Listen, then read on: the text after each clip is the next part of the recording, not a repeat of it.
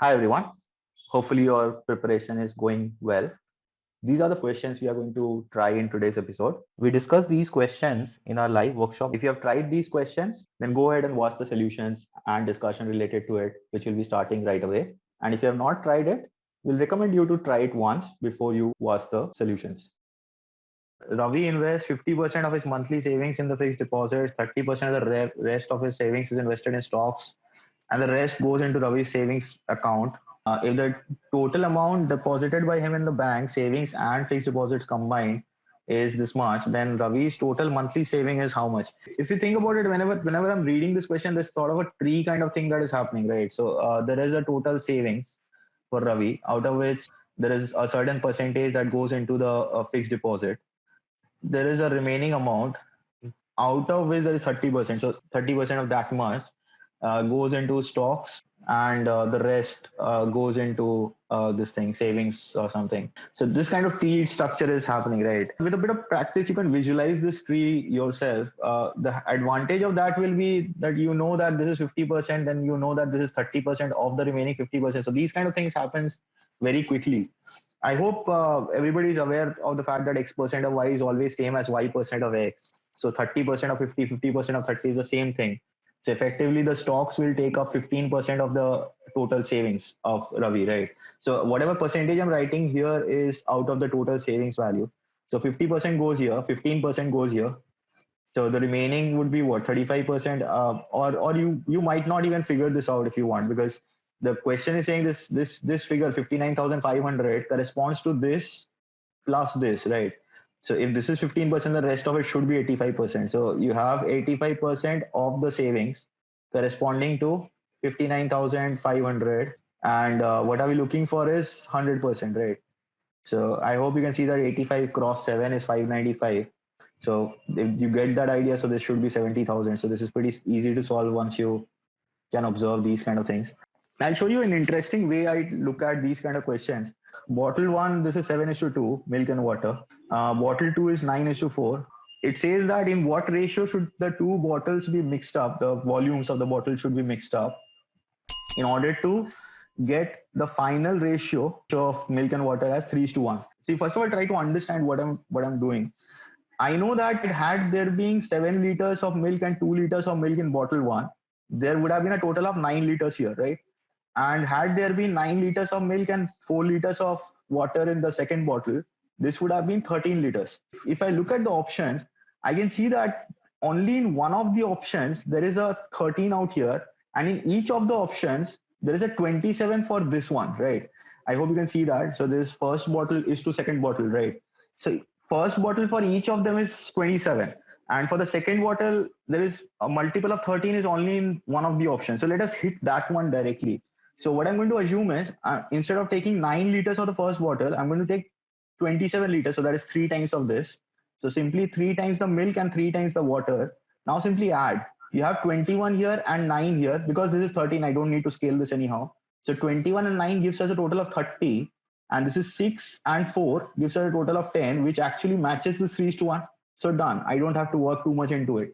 So this is something you can apply if you have options. I mean, if the question is of ratio, you'll always have options. So this might avoid a bit of time. Lalita and Raju have some marbles. So Raju and Lalita have in the ratio 4 is to 9. It's the same idea. I've discussed this kind of idea previously also in classes. We have used these ideas too many times. So Raju and Lalita, we have 4 is to 9.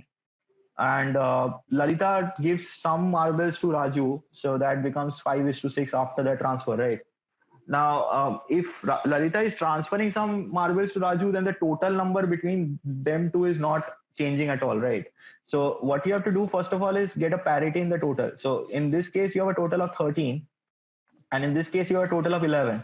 In order to get that parity, you need to multiply this by 11 and multiply this by 13, right? Now, all you have to do is work with Lalita, because the question is asking for what fraction of her original number of marbles was given by Lalita. Lalita originally had 9 into 11, that is 99 marbles. And she ends up with 6 into 13, that is 78. So 99 minus 78, you can quickly calculate, that is 21. So she gives away 21 marbles. So that is what, 7 by 33 fraction. So this is pretty easy, hardly 10 to 15-second question. So Ramesh and Ganesh can together complete a work in 16 days. after 7 days of working together, Ramesh got sick and his efficiency fell by 30%. So as a result, they completed the work in 17 days instead of 16 days. So 16 days was the total time. So they have completed the work in 17 days. But I know that 7 days of working is already done. So this is the advantage of objective thinking. You know what is already done. Always look back for what kind of information is known to us. So when I'm reading the question, I know this kind of information is there. So I'll never miss out these kind of things. So 7 days of work is done. After that, what happens? So whatever work was there to be completed in 9 days, that work got completed in 10 days, isn't it? Because that this entire thing is happening after 7 days. Now we are looking for Ganesh had worked alone after Ramesh got sick, and how many days would he have completed the remaining work? So as soon as you know this, you straight away know that you're looking for that remaining work part only.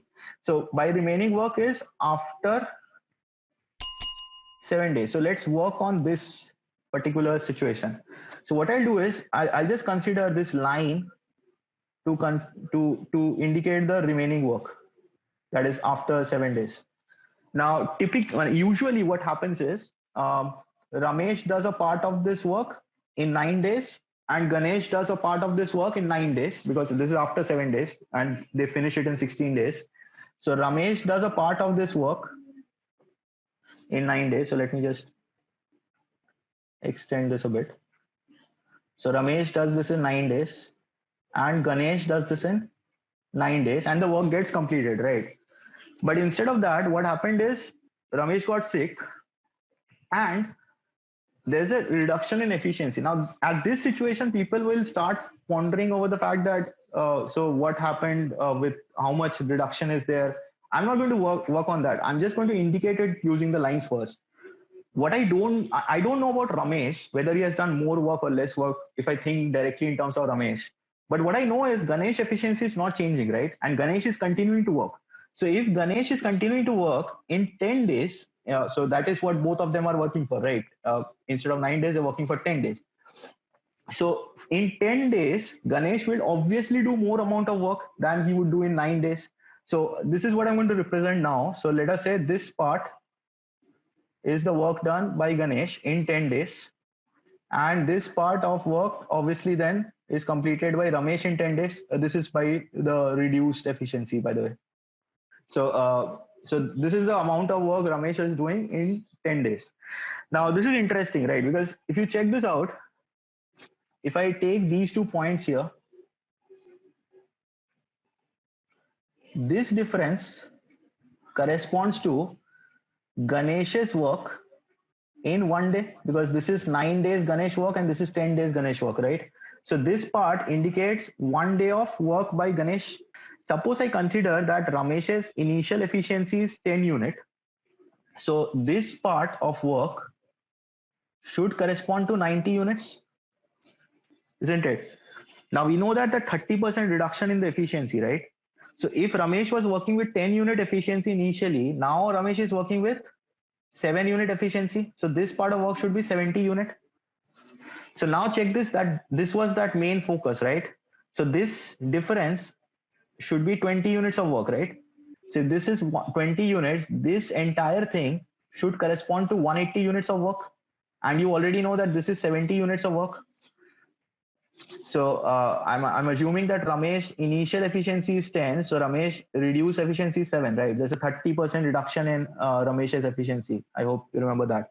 So in 9 days, Ramesh would complete 90 units, and in 10 days with reduced efficiency of 7, Ramesh will complete 70 units, right? So this is 70 and this is 20, isn't it?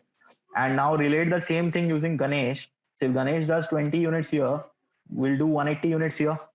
So this remaining work corresponds to what? A total of 90 plus 180. So that is 270 units. So this is done. And our focus point was the remaining work only, isn't it? So the question is asking if Ganesh had worked alone after Ramesh got sick. Now, remember, Ganesh does 20 unit of work every day. So this is also something that we know. So if Ganesh does in single day, he does 20 units of work. In order to complete 270 units, how many days will he require? 270 by 20, that is 13.5 days. That is the answer for this question. Thank you for watching us on YouTube. Hope you liked the video. For more such content, subscribe to our channel and hit on the bell icon for notifications. Do like the video and share it among your friends. Also leave a comment below for the video. As I mentioned at the start of the video, these questions were discussed in our live workshops. To watch more of these workshops, you'll have the option to take a free trial. Simply visit our website, select the live workshops from our courses, and enroll for a trial. Also check the plethora of options we provide for CAT, GMAT, and other management entrance test preparation at Mathoratory. We strongly believe in providing flexibility and convenience to students as per the requirements. You will have an option to either take a full course or learn exactly what you need to. For instance, if you plan to prepare one-to-one live with mentor, you can book sessions for only doubt clearing or even just for analyzing your mocks. Even for CAT preparation, if you don't need the one-to-one guidance, the mocks, the mock analysis, the workshops, or the GDPI, which are actually included in the comprehensive course, and you just want to train for specific topics of your choice, then simply select a capsule from these numerous options which are available to you. It will cover everything from basics to all variations and applications of the topic under study. Take a trial or book a demo with us and select the course which best suits your needs. Thank you for joining in and have a pleasant preparation ahead.